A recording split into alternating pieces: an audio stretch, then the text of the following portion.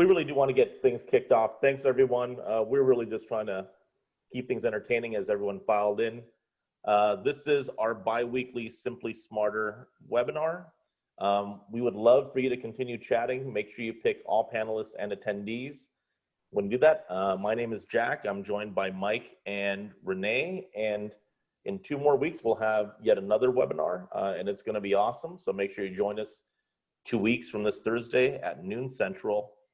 And just as a reminder, there is a ton of COVID information on the COVID webpage of the Datassential website, and we do continue to update it. So I think we've posted a couple new reports within the last week or so. There's a ton of great information in there, and it's completely free to the industry. So come there, find what you need, share it with your colleagues and peers.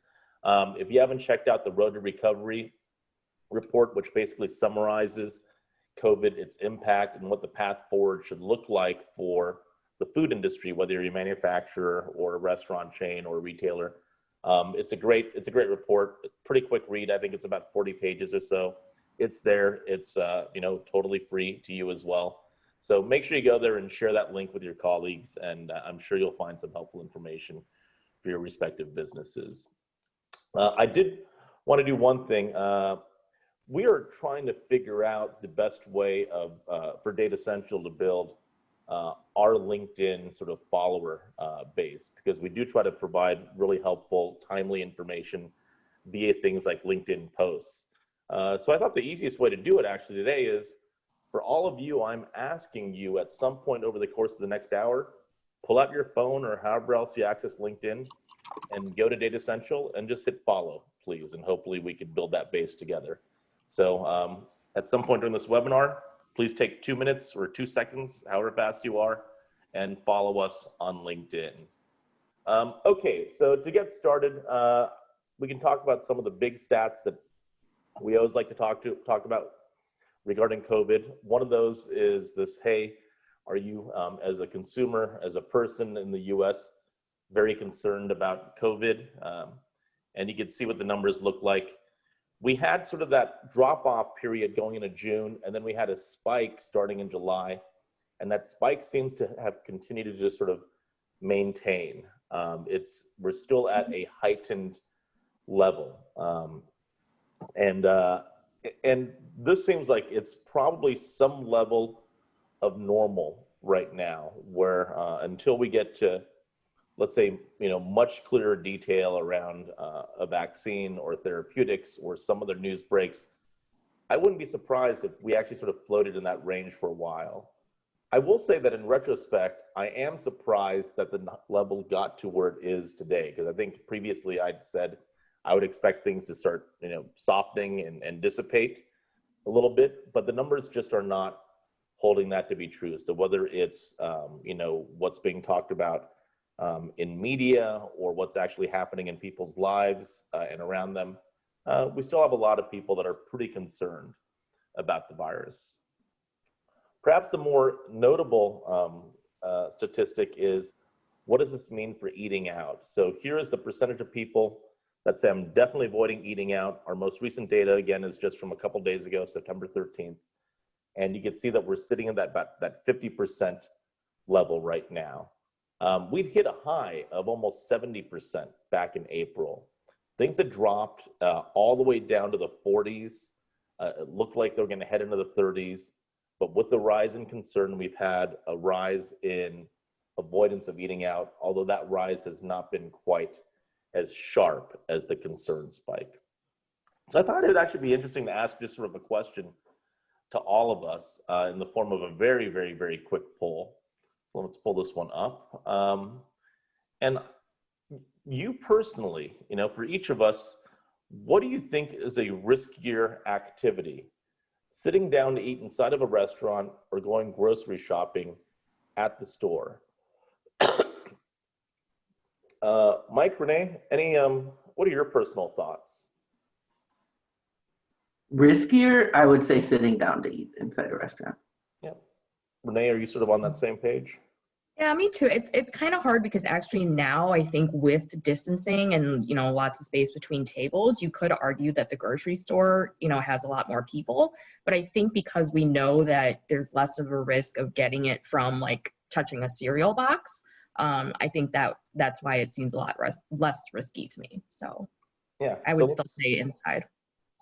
So let's see how people have voted, and let's share the results. So among food professionals, it looks like, about 2/3 say that sitting down and eating inside of a restaurant is risky. If you do have 30% that say the store could be riskier. I don't, there is also, there's been like news stories recently about, I think, the CDC report connecting restaurant visitation and infection.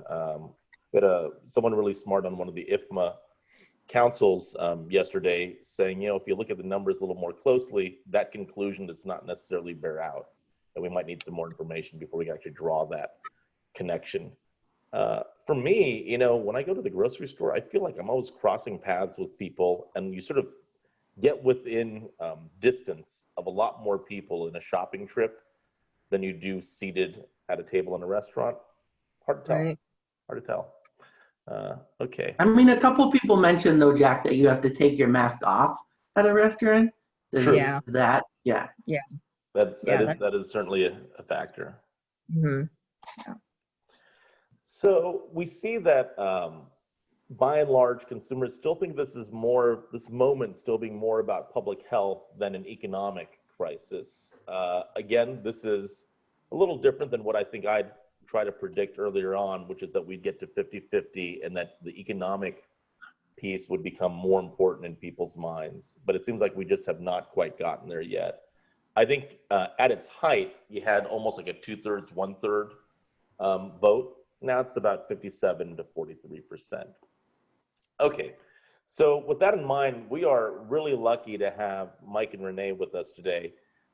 Mike and Renee, are basically, the trend experts or, leaders on that trend expert team. They're looking for interesting things that happen in the world, in this country, in other countries too.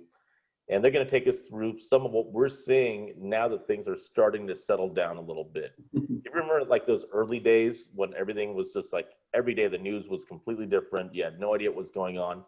Restaurants were reacting very, very quickly and trying all sorts of stuff.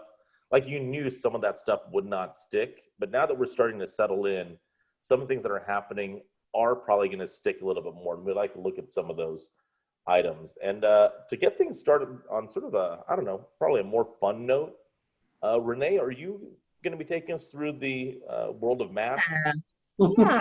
Yeah, I've got my panda mask on. I'm not going to talk through it because that's going to be hard. But yeah, I think masks are one of those things that are super interesting because, in the beginning, like you said, Jack, I feel like people were like, oh, it's just going to be temporary. I'll grab whatever mask I can, get, and now it's just kind of like a fashion statement almost. Because, if you have to wear it, you might as well treat it like clothing or, you might as well like it. So yeah, go to the next slide. See. Yeah. So the next slide is actually a poll that I just put in because I'd like to hear what everyone thinks here about what the future of masks looks like. So how long do you all think it will be standard practice for consumers to be wearing masks in public? Not just like the 1 or 2 mask wearers, but like the standard practice. So as these votes are coming in, again, nobody knows for sure, right? Perhaps the election will have an impact on this. Perhaps other factors will have an impact on this. If you had a guess, Mike, Renee, what do you think is the most likely scenario? I mean, I don't really think it's going to be standard until a vaccine is not just available, but, most people in the country have gotten the vaccine, which kind of sounds like it at least won't be until the middle of next year. Yeah. Because Renee, are you sort of on that same page? Yeah, I voted middle of next year. Yeah, and that's pretty much where the voting goes. Let's take a look.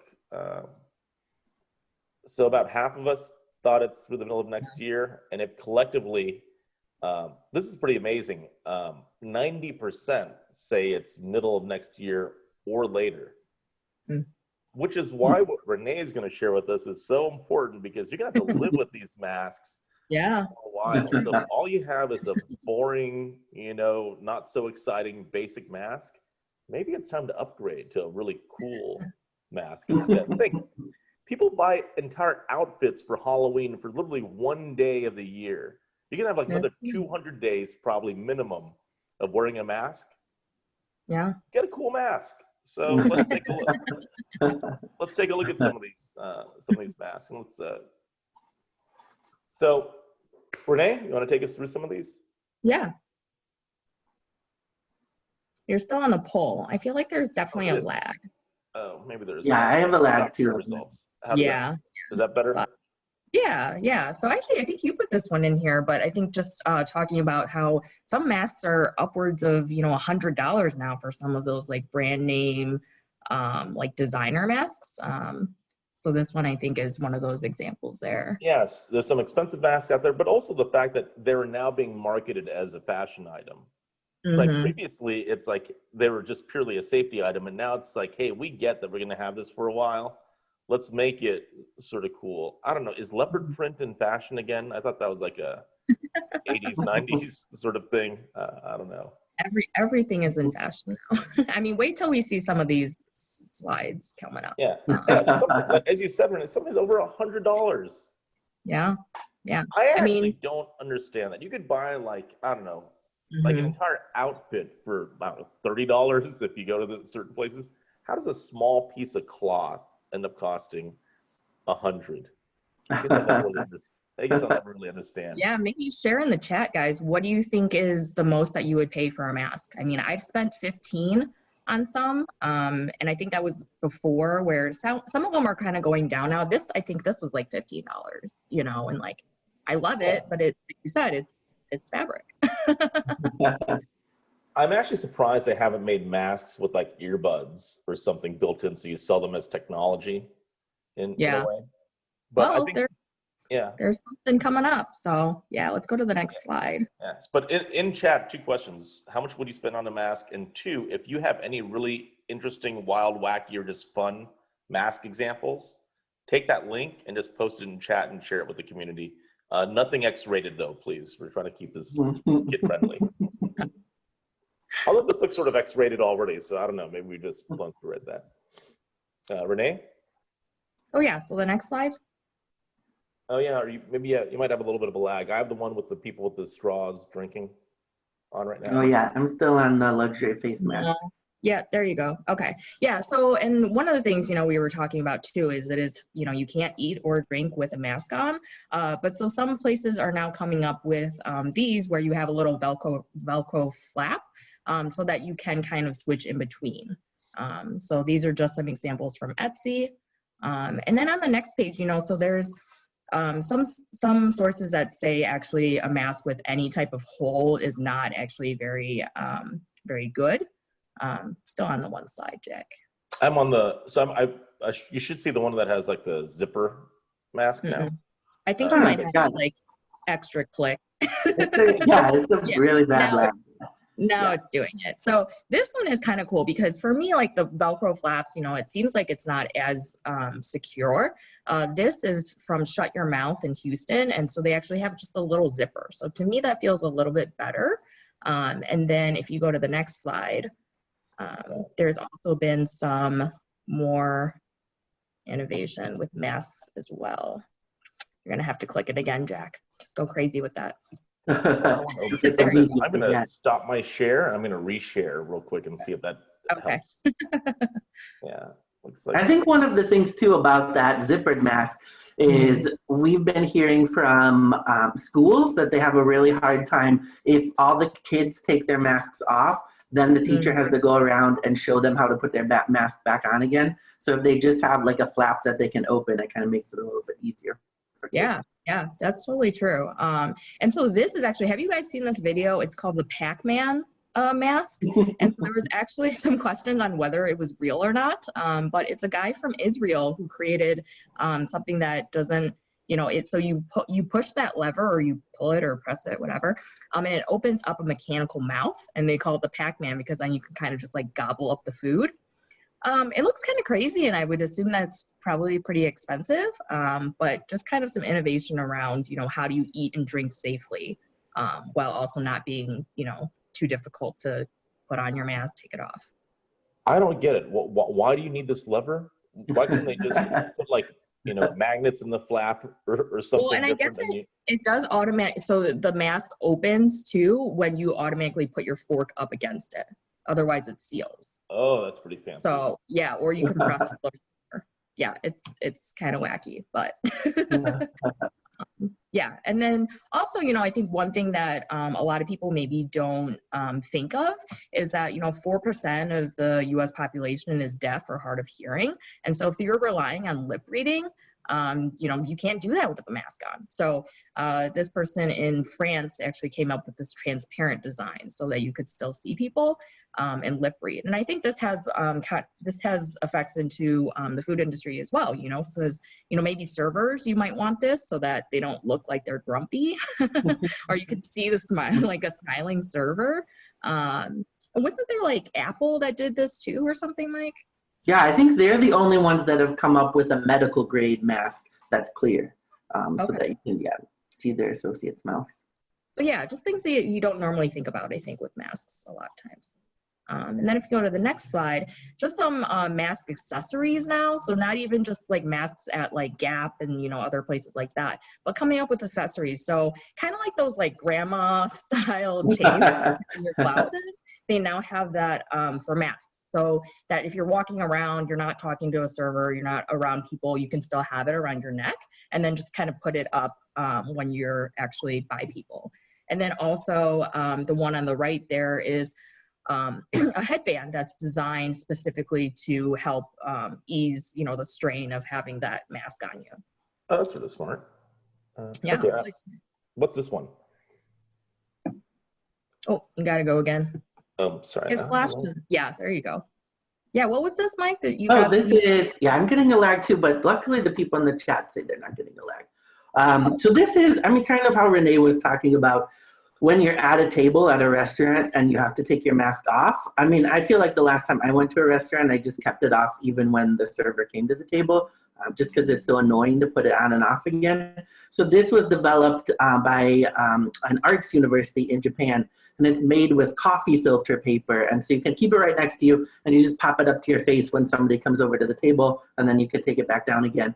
And it's also disposable. So restaurants can buy them and just have them, right at the restaurant there.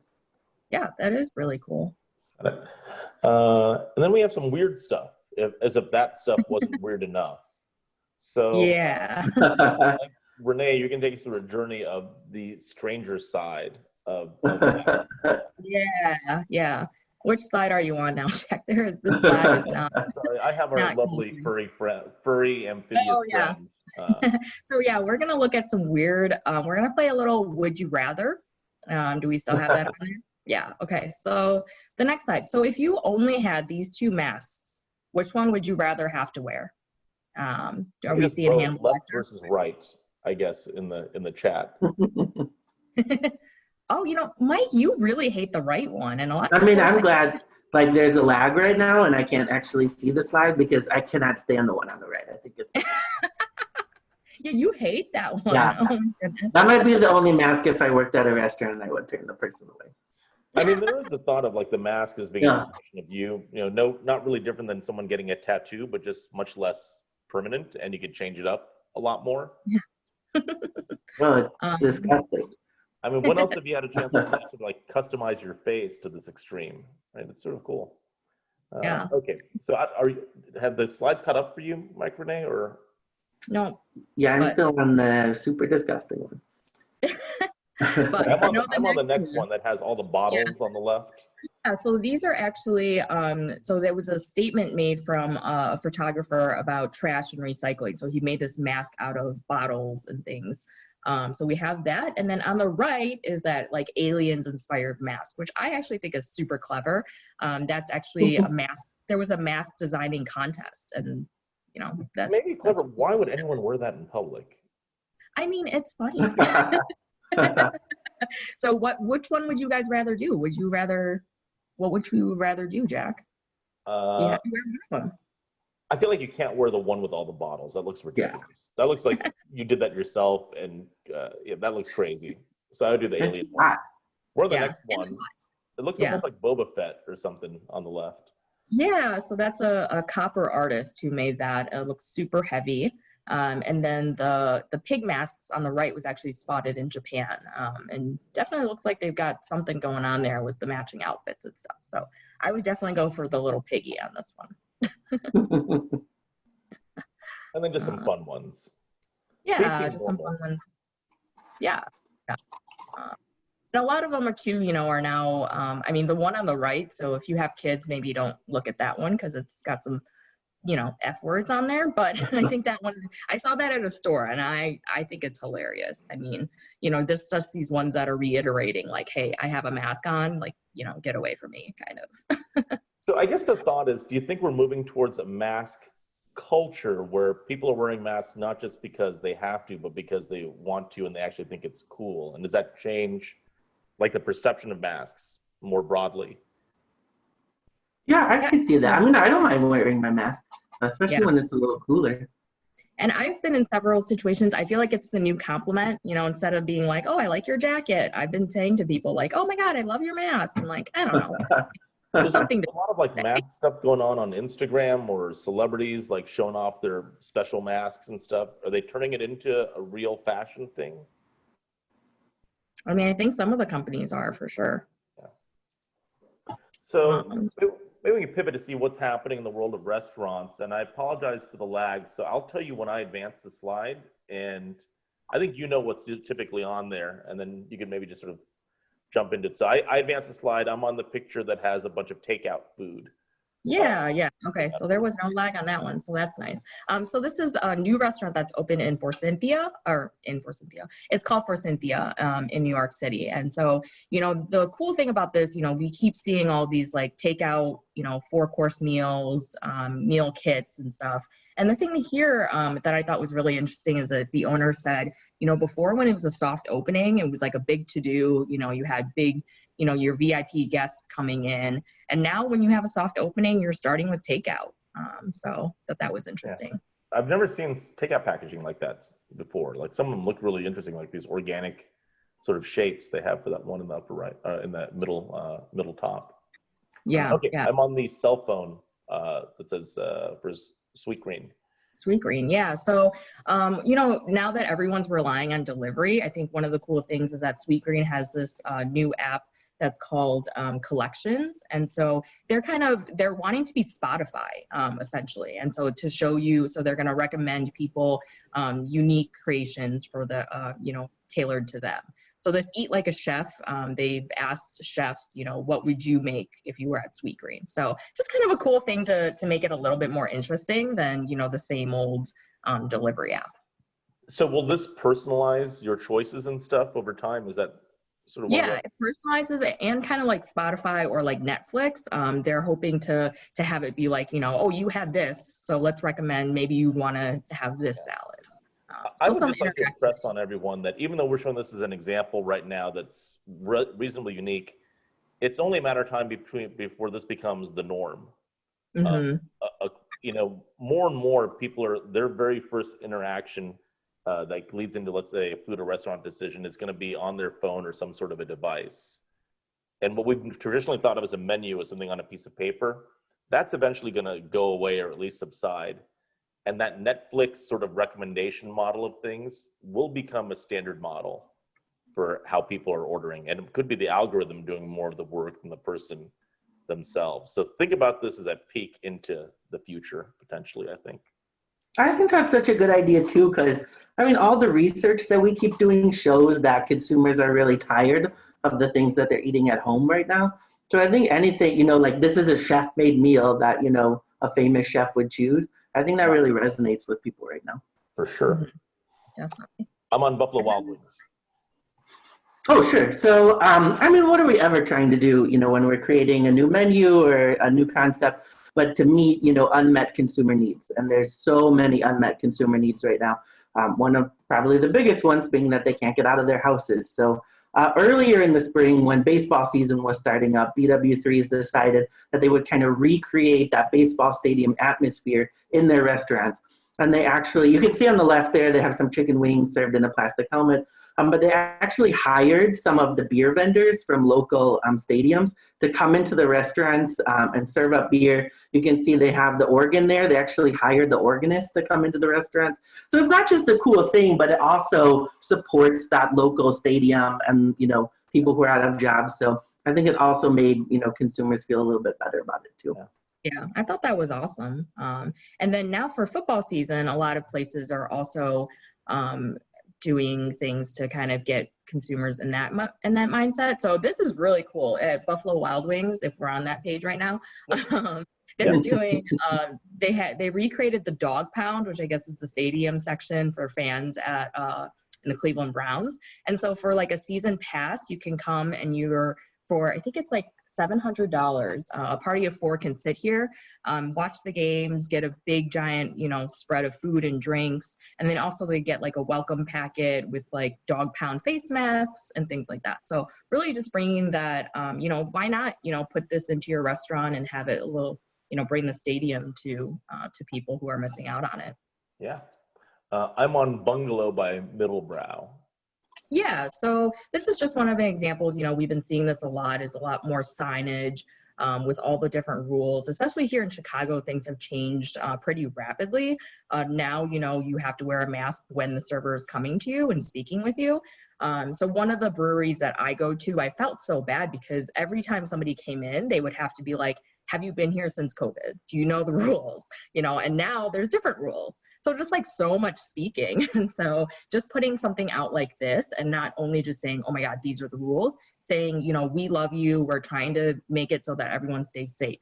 I really like that. Jamba.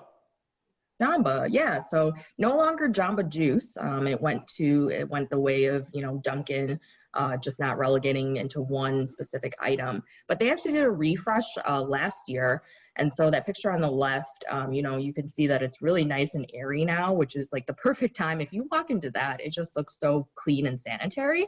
And then actually recently they launched their first food truck in Atlanta. So just innovations on, you know, bringing food to more people. Yeah. And then a drive-through from Shake Shack, or a concept, I think, right? Yeah, so, you know, kind of like before, food trucks, I feel like were super in, and then it kind of went down. And now too, drive-throughs are really becoming like more popular. So many places are doing them. This first one is Shake Shack. You know, this is what they're trying to do soon for a drive-through location. And then on the next page too, you'll see they have a dedicated like pickup window as well. And multiple lanes. And weren't you saying, Mike, that it's really good they have that like app pickup, like dedicated? Yeah, I mean, and you have a few more examples after this, but pretty much every new model coming out has that dedicated app pickup lane. Because, I mean, not just for consumers who are picking up, but yeah, for Grubhub drivers, Uber Eats drivers, they don't want to stand in that long line where you have to order too. Yeah, and I really like that this one has a pickup window, because for me, I don't have a car. So if I go to a place that's only drive-through, I'm like, what do I do? So I like that. It's actually sort of cool. I mean, it used to think one way of drive-through is now, like some of these new ideas, they make the drive-through seem like it's sort of fun and cool to go to. Yeah. And Yeah. flip the whole thing around in a really, really great way.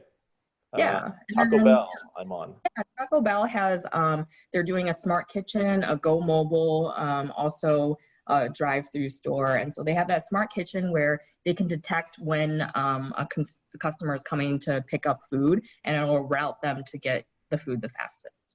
So and all these drive-throughs are essentially at least double lane, basically, right? Or in some cases, triple lane. Multiple lanes. But you know, there's still a smaller footprint for that store than a normal store. So that's kind of cool too. And just so everyone's clear, these already exist in the wild, or these are ideas that have been drawn up and potentially being prototyped? They're all prototypes right now, but Shake Shack is already quite a few, maybe all of them have already have plans to roll them out. Yeah. Great. Burger King. Yeah, same thing with Burger King, several drive-through lanes. They even include too, like an outdoor shaded patio area so that, you know, if you're driving through, you can still sit in your car and eat outside. And then isn't this the one with like a smart kitchen that drops from the second floor or something, Mike? Yeah, I think this is a really cool concept where the kitchen is actually on that second floor floating out there. And so the food drops down on a conveyor belt to the cars below. Oh, that's That really is cool. Yeah. So it used to be that just looking at the building itself, you could sort of tell the difference between a fast casual and a QSR, right? But it seems like there's a heck of a lot of convergence where just from the structure of the building or the design, I can't tell anymore. I mean, absolutely, definitely. Yeah. So it's you know, then you probably still have differences in the way the food is done and whatnot, but it seems like there's definitely a real blurring of the lines happening there. And then, yeah, just a few examples of some new places too. If we're seeing the Charcuterie, which is a new concept in Milwaukee. And I thought this was super cool. I'm writing about new restaurants and new concepts that have opened right now. And this is a lady who decided, hey, like, why not do charcuterie boards to go, especially with the holidays. So they're all like boxed up and all perfect already. And then you just pick them up.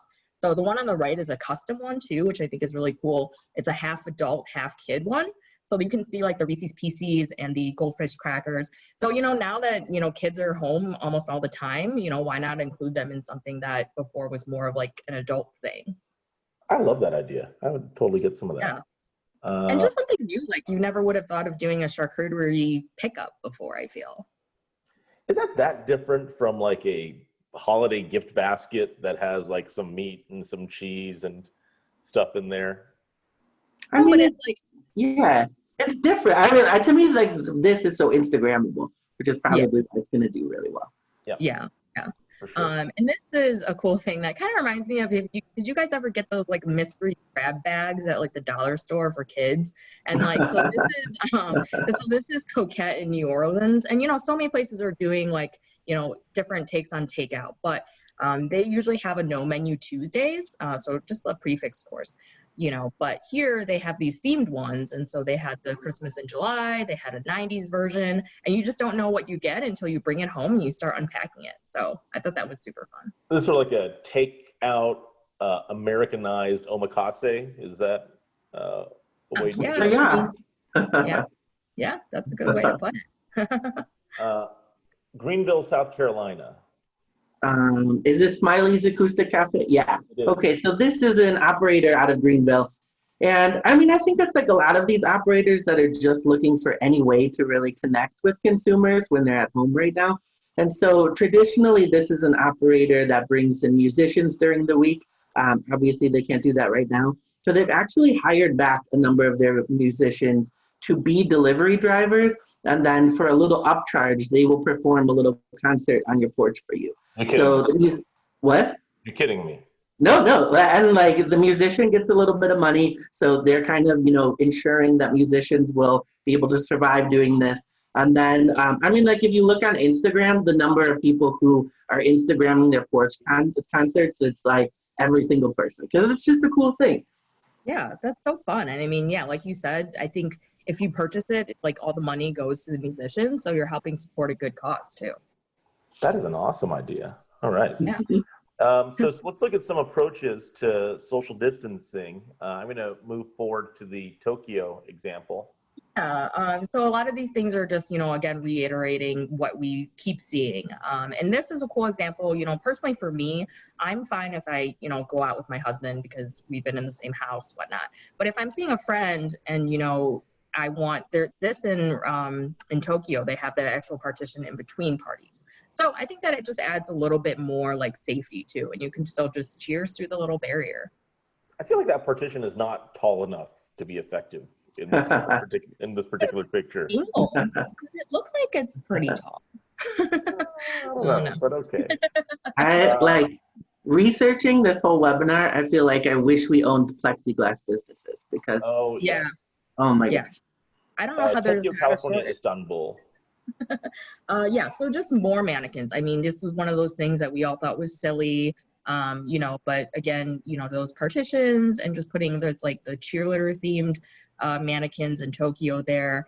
And just, you know, with Christmas coming up too, or even Halloween, I mean, have skeletons, have, you know, have your decorations, like do something else, you know, in social distancing too. So have things like broadcast sports sort of normalized us in how we think about mannequins and cardboard cutouts and other sort of seat fillers, essentially? I think a little bit, yeah.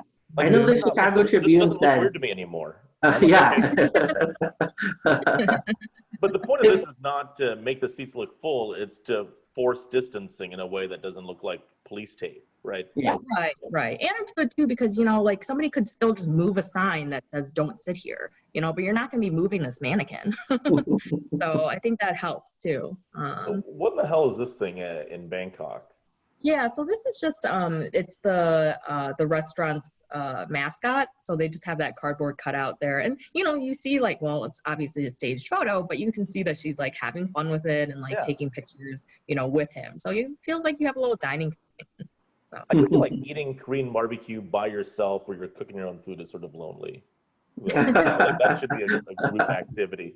Okay, let's move on to the outdoors if we can. I know we have a lot to cover in not so much time. yeah. So a notice for the city of New York. Sure, yeah. And I think that's the thing that we're learning about all the alfresco dining is that it's probably going to be permanent in some capacity. People really enjoy it. I mean, you see some of the parking lots and streets that are converted into these vibrant outdoor eating areas. What's not to like about that? So I think we're going to see this continue for a few years. Like Mayor de Blasio in New York said that it's going to be permanent in New York. Something with Sacramento, I'm assuming? I don't know. Oh, sure. So this is, it's actually a kind of neighborhood in Sacramento called Doco, if I'm pronouncing it correctly. And so they've actually created this alfresco dining area, but you can order through an app from 6 different restaurants in that area in the same app. So you can order your appetizer from one restaurant, your entree from a different restaurant, and your dessert from a different restaurant. It comes to your table, you have one check to check out. So it's kind of that food court model, but you know, kind of recreated for outdoor dining. That is awesome. Are we seeing more of that? Oh, go ahead, Renee, sorry. Oh, no, I was just saying, I love that too, because, you know, when you're ordering takeout, you know, from like Uber Eats, even if you want 5 different things, you're probably not going to order from 5 different places and have 5 different service fees, you know, as I'm not doing that. So this is a cool way that you could still order from several different vendors, like you said. How would restaurants feel about this? I mean, this is actually sort of a brilliant idea. Like, I think about Chicago, you want to have a nice meal. There's like 5 restaurants right next to each other. You want something from each. Do those restaurants want to share in that and pull together, or do they rather just sort of keep their own customers? I mean, right now, I think that's one of the nice things about the past few months is we've seen so much collaboration between restaurants. And, you know, so much of it is about just making sure, your neighbors and, you know, the restaurant next door to you is just as successful as you are. Yeah. That is really cool. Multi-course meal from different restaurants in one meal is sort of an awesome idea. Okay. On the next picture. Okay, is this Beereria? Yeah. Okay, yeah, so this is the beer garden on the rooftop of Italy in New York. And I think this just goes to show you why people love it so much. I mean, this is something that would look really nice, even if we weren't in a pandemic right now. I know one of the operators that has an outdoor space like this said the absolute best compliment that they can get is, I forgot that I was in a pandemic for a little bit.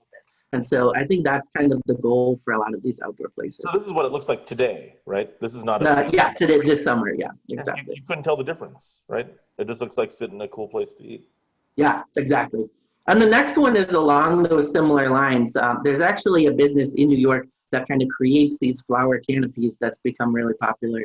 But it's also about creating a space that, you know, makes sense for your menu or makes sense for your price point. So like Murray in New York has a somewhat higher price point.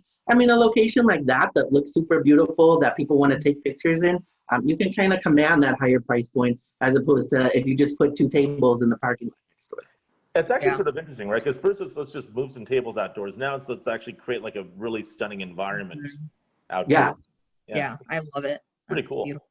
And I think we're going to see them come back because a lot of businesses have spent a lot of money on them. So you might as well get your use out of them in future years. Right.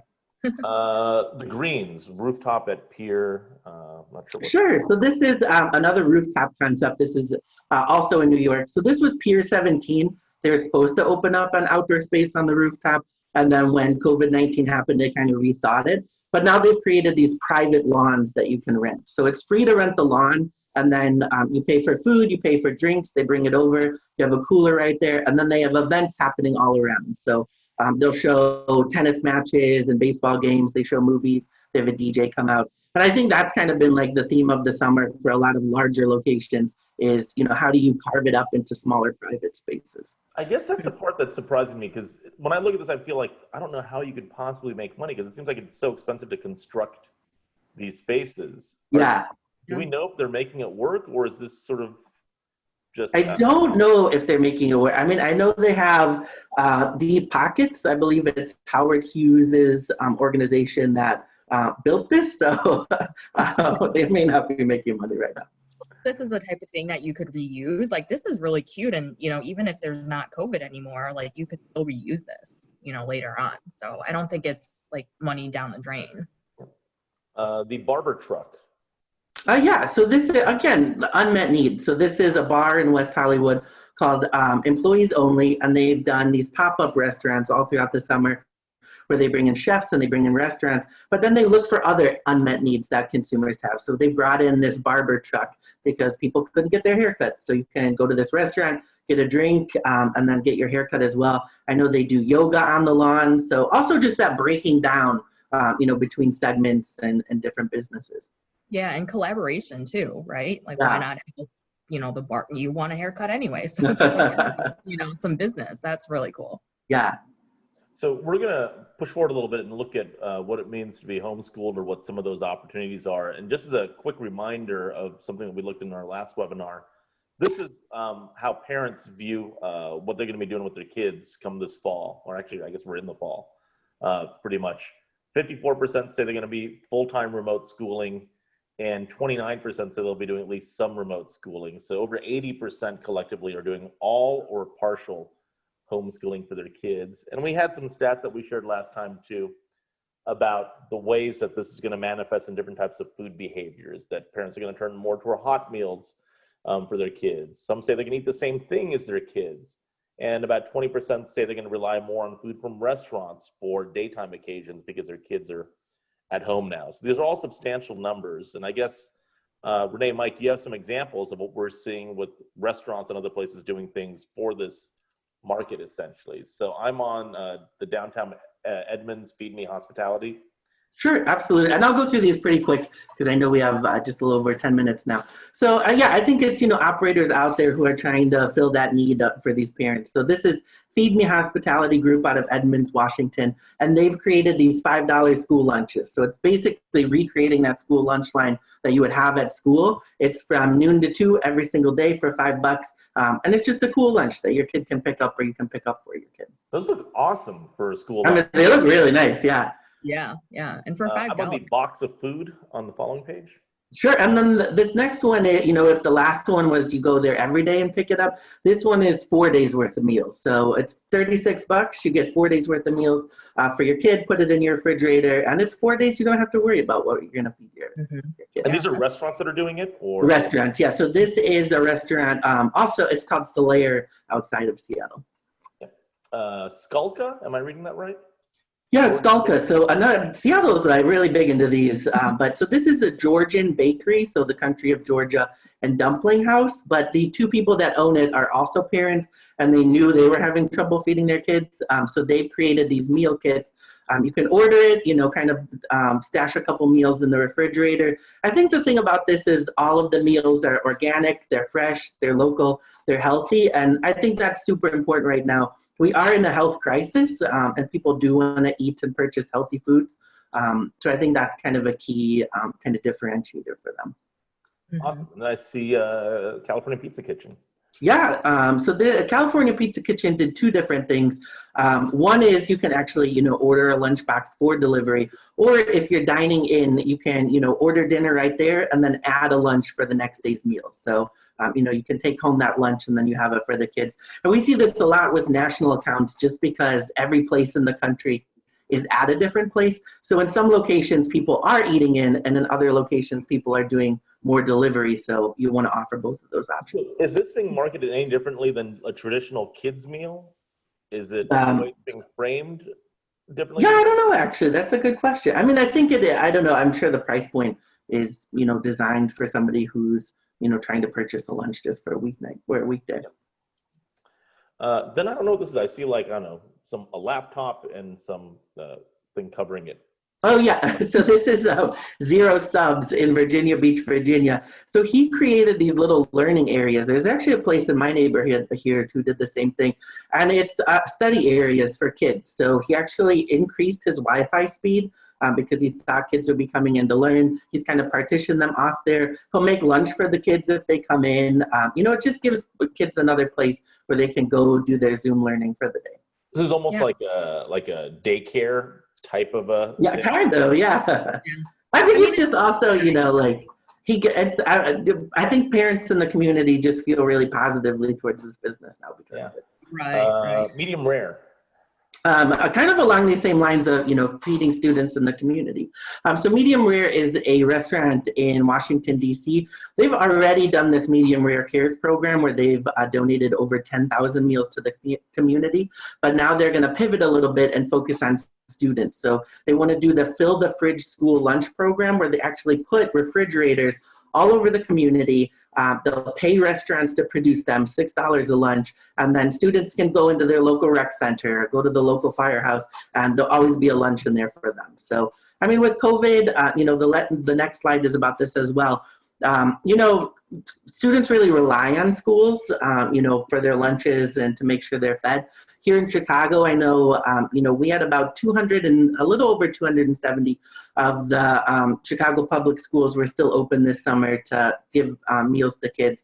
They're going to increase that to 450 just because there's so many kids that need that and rely on that right now. So I know a lot of people on this call and a lot of people, who work for businesses in the industry are also doing things like this to make sure that kids are fed. And I think it's noticed. I think it's really appreciated and necessary. Yeah, absolutely.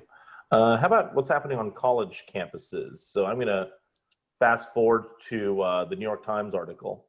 Sure, yeah. So, if you don't go to college or you don't have a student in college, it's almost unbelievable how crazy, college campus looks like right now and how important food is to students. So for those first 2 weeks on a campus, most students are in quarantine. You have to quarantine for 2 weeks and they just deliver meals to your door. So this was an article in the New York Times that really shows how important meals are to students.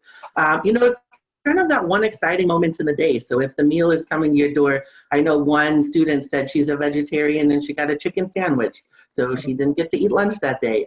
One student said they had skipped her for a couple days, so she wrote on the door, stop skipping me, I haven't eaten. So I think it shows you, one, how important it is, but two, you read other articles about students. I remember there was one, she said the highlight of the day was eating Ben & Jerry's ice cream with her roommates. So it just goes to show you it's kind of that bright spot in the day. Yeah. The person eating alone in the so this is my alma mater, Boston University. I think, again, it goes to show you how social distancing works on a campus, whereas at a restaurant, we still see, 2-4 people eating together. On a college campus, you don't have that home bubble that you were, at home with. It's pretty much you and your roommate. So, here, it's one seat for every single table. Yeah, Eve has been on this webinar before talking about anxiety and depression and how social media sort of exacerbated that, and we're on our devices all the time and not connecting with people. This just sort of makes it a lot worse, doesn't it? Yeah. But what can you do? You want to still stay safe. So auditorium seating in a classroom. Everyone. This is also from Boston University. So after you get tested and you're cleared that you don't have COVID, you get a green email that you can show to a professor that shows that you don't have it. Which, one, is a little surreal to kind of see this, but two, a lot of people think this is going to become more prevalent with rapid testing. So if we can test people and they get results in 15 minutes, we can open up airports again, we can open up airlines again, and we'll all kind of do this. We'll show the stewardess that we don't have COVID. Might this happen at restaurants too, where you have to flash this before you enter? Sure, absolutely, yeah. if there's rapid testing, yeah. Yeah.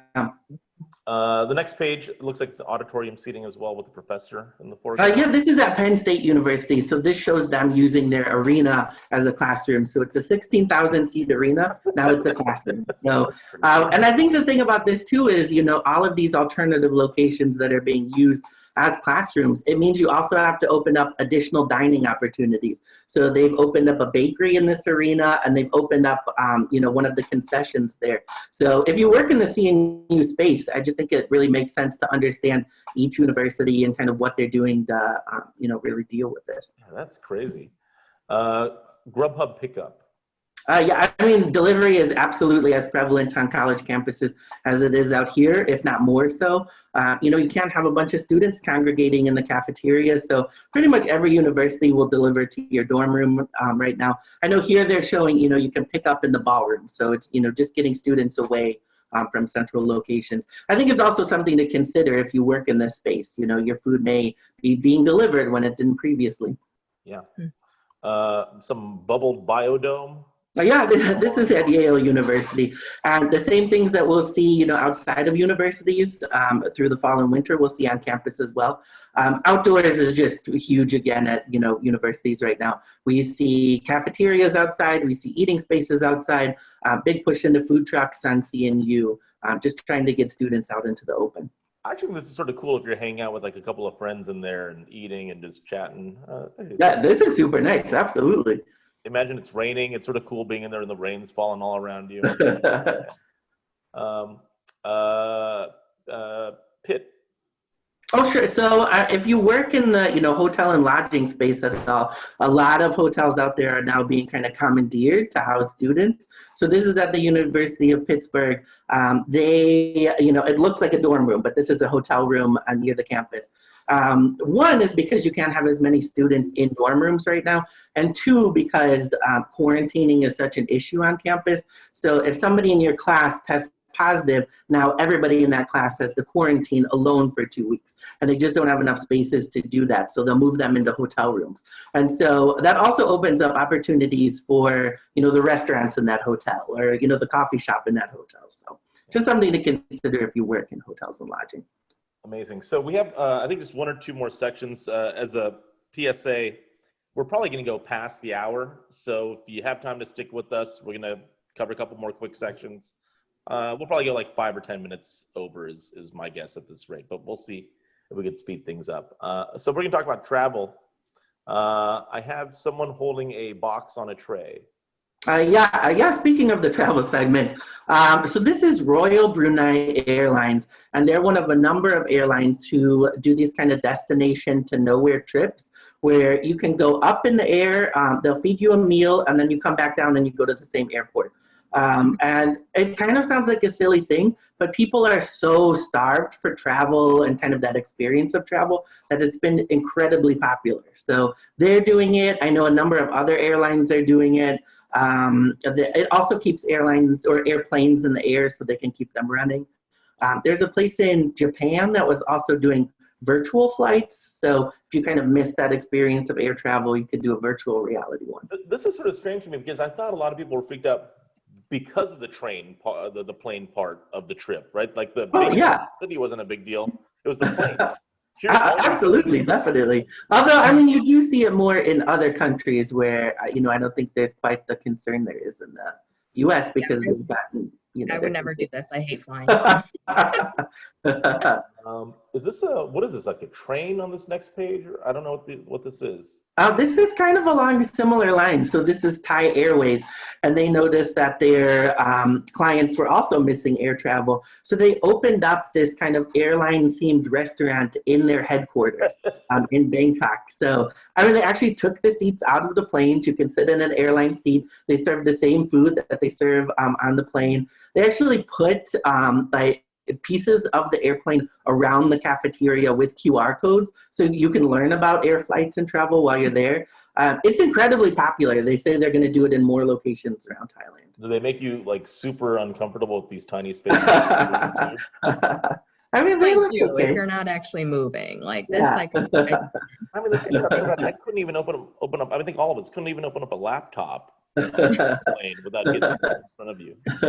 And I think this is the kind of stuff too, like, yeah, it seems funny and weird, but I think it just shows you, the creative ideas out there. And a lot of these people are going to have an experience with Thai airlines that they never would have had before.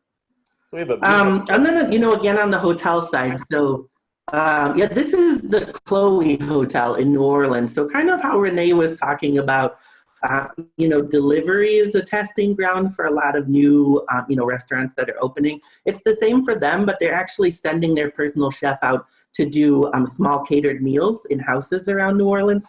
And so, one, it allows him to test the menu before they open up in the fall. But two, it really gets some buy-in from the community beforehand. So when they actually do open, the community knows this hotel. They know what the food is like. They probably actually met the chef before. So sorry, they will send the chef out to a person's home and be like, yep, exactly, essentially. Yeah. And that's how they test out their new menu ideas. Yep. Yeah. Before it opens in the fall. Yeah. So you're getting like all experimental food basically if you hire them. Yeah. I mean, I think it's just kind of like a really nice prefix meal. Yeah. Yeah. Cool. It's a way to do a soft opening, when you can't. When you can't. Yeah. Yeah. Looks like a hotel room maybe on the next page. Sure. Yeah, I think this is, I'm going to mispronounce it, Stadshotellet, which is a hotel in Sweden. And they opened a pop-up restaurant called 67 Pop-Up, which is actually turning all 67 hotel rooms at the hotel into a little private restaurant. So you can reserve a room and they'll create the meal in their on-site restaurant and then they'll deliver it to you in that room. So you can have a little private meal. That's a great idea. Isn't it? I think it's an absolutely phenomenal idea. Why not? You have the hotel rooms and you need people to space out. Like, freaking amazing.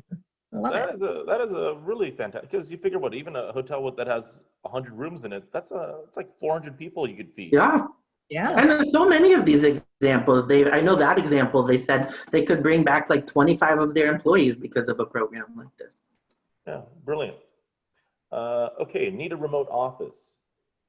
This is along similar lines, just kind of rethinking how we use hotel rooms.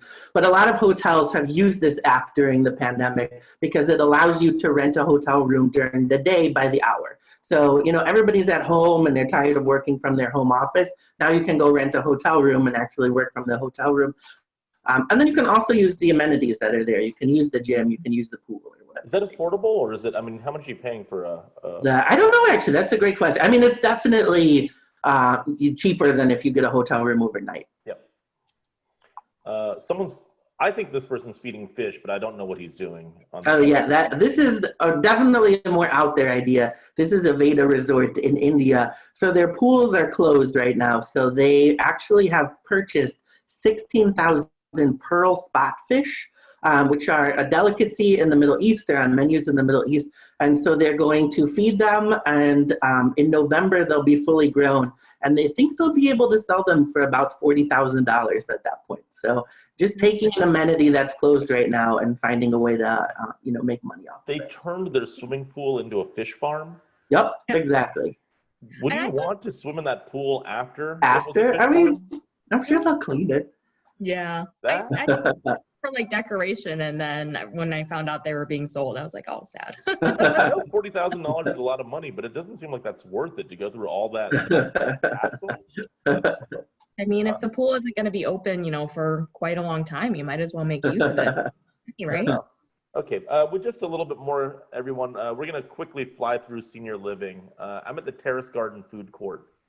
Oh, sure. And I think, the thing about senior living is that it was a tough summer for them, absolutely. But, things are getting a little bit more back to normal. But, they are still looking for creative ideas to, keep life interesting. So this is Bayview Senior Living out of Seattle. And, they were doing the kind of drop your dinner at the door type of thing. And, they wanted to do something that was a little bit more interesting. So they've taken, you can see at the bottom there what their dining room normally looks like. Now they've turned it over into this food court. So you're still not having, residents congregating, but it's still a great way to get out of their room, see people, and have a little bit of a better experience. Yeah, it's a really professional job they did. It looks yeah. good.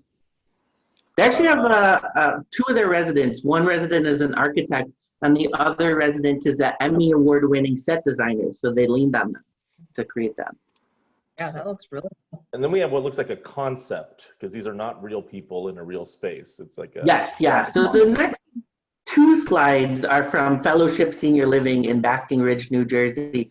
And again, outdoors is absolutely essential to senior living right now. Basking Ridge has done alfresco dining. They do cooking classes. They do wine flights.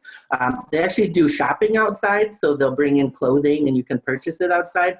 But again, I think it shows you how this is going to impact, the future permanently. Outdoor dining has been so popular with their residents that they're going to create this.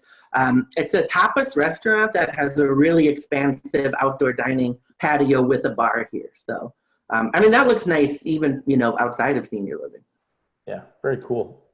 And looking ahead toward winter is our final slide. Yeah, and we just have a couple slides here. I saw a couple of people mention this in the chat, but what are we going to do in the winter and how do we continue this? So, I think the next slide here shows in Illinois, we're definitely trying to figure it out. In Chicago, we have really tough winters here in Chicago. So, heaters, domes, blankets, what are the things that we can do to extend the outdoor dining season? I think the next slide shows that there's already, a run on heaters. And we're actually running out of heaters. I think it was late August we started to run out of them. So just trying to think of ideas to, continue this. The very last slide from this section talks about it here in Chicago. We are running a contest to actually come up with ideas that allow us to extend. City of Chicago, you mean? Yeah, the city of Chicago, yeah. Mm-hmm.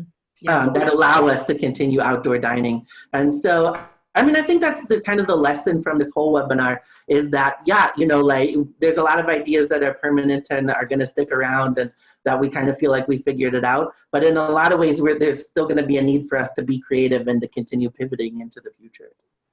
Yeah, and one cool thing that I read from, just really quickly, from one of the restaurants I was looking at too, is that even now when it's already starting to be a little cold sometimes, they've gotten to ask customers like, hey, are you trying to, do a quick meal and leave because it's so cold, or are you okay with being, more leisurely? So I think that'll be important too, because I think, Mike, you are a cold weather dude. So, for some people, they might be like totally fine with it. And then other people might want to just come in and, have a blanket and have some food and like be rushed out. So I think that'll be important for servers and people to keep in mind too.